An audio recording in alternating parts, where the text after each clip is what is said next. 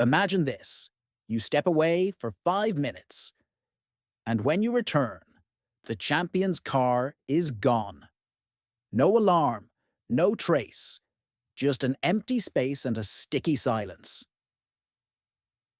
Hi, welcome to Horizon Resonance. Tonight we're diving into a story that sounds like the opening of a thriller, a champion driver who vanished in the night. Not the person, the car. A high-profile disappearance that rattled a community, exposed strange blind spots, and left more questions than answers.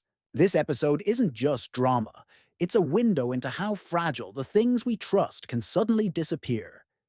It was a Friday night at a small, private track. The champion, a well-known name, loved by fans, had just finished a test run.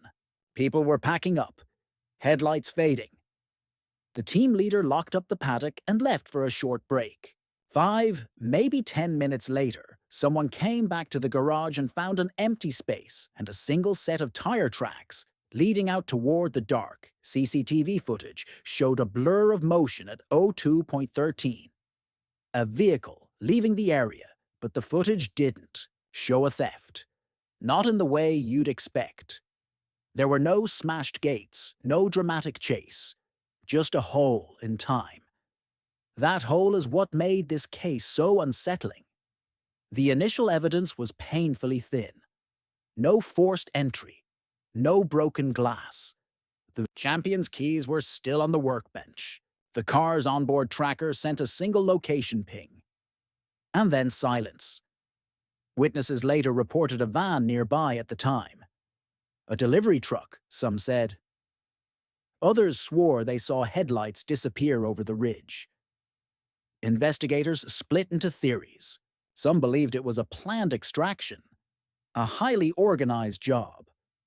Others thought an insider knew exactly when to move the car. There were rumors of forged paperwork, of middlemen, and quick shipments out of the country. But nothing conclusive. This wasn't only about a car. For the champion, the vehicle was a living history. Countless hours, personal upgrades, trophies.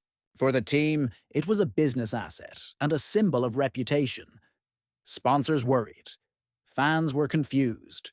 The racing community felt exposed, like something private had been violated, and the emotional shock was real.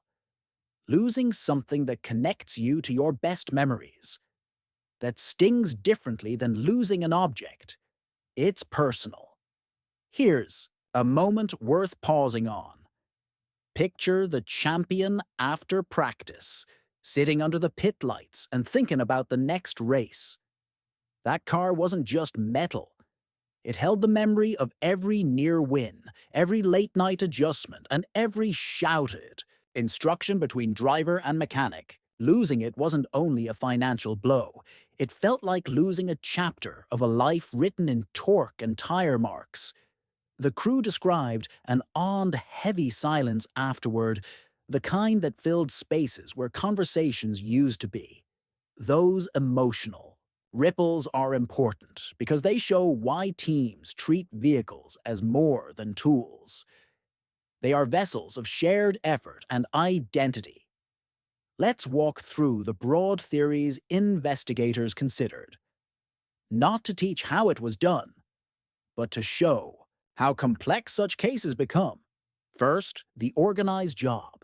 That would mean planning, timing, and resources. Second, the inside job.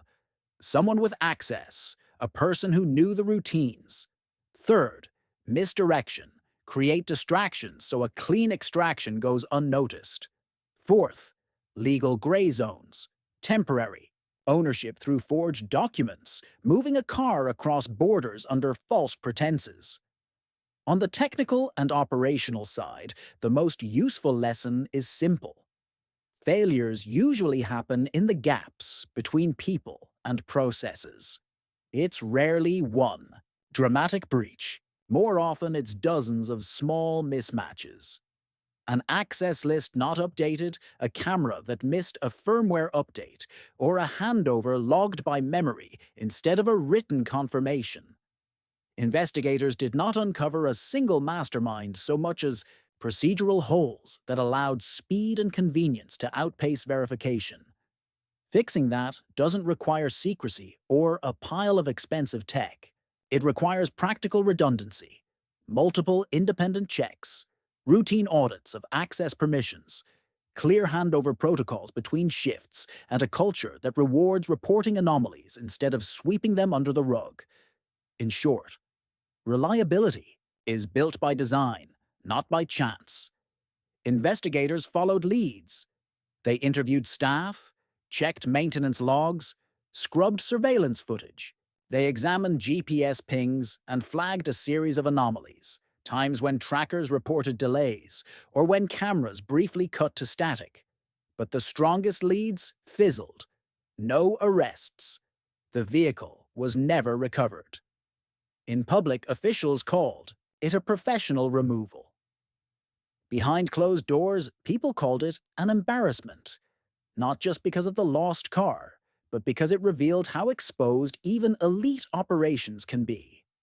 Perhaps the most encouraging part of the story was the way the racing community responded. Within days, garage owners, team managers, and fans started sharing concise checklists and practical steps they had used in the past. Informal watch groups cropped up during events, sponsors pushed for stronger accountability measures, and smaller teams received offers of help to update basic safeguards.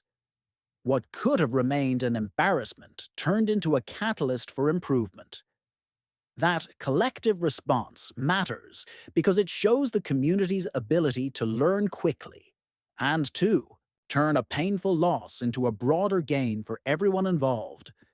What came out of this case wasn't just frustration. It sparked change. Teams re-evaluated access protocols. Tracks tightened entry logs. Sponsors demanded more rigorous controls.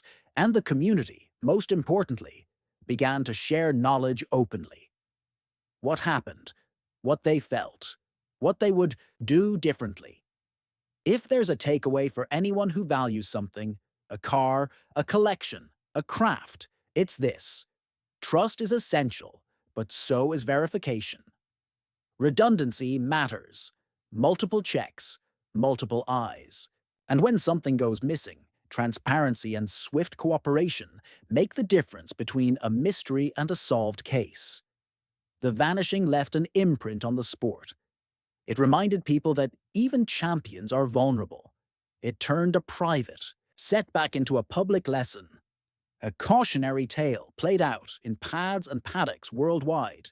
And maybe that's why stories like this grip us. They're not only about loss. They ask us how we build resilience around the things we love. Now I want to hear from you. If you lost something precious, a car, an instrument, an heirloom, what did you do? Would you change your habits? Drop your story in the comments below. I'll read the best ones in the next episode. If you enjoyed tonight's story, hit subscribe and ring the bell. More real stories, every day. This is Horizons. Resonance, I'll see you on the road.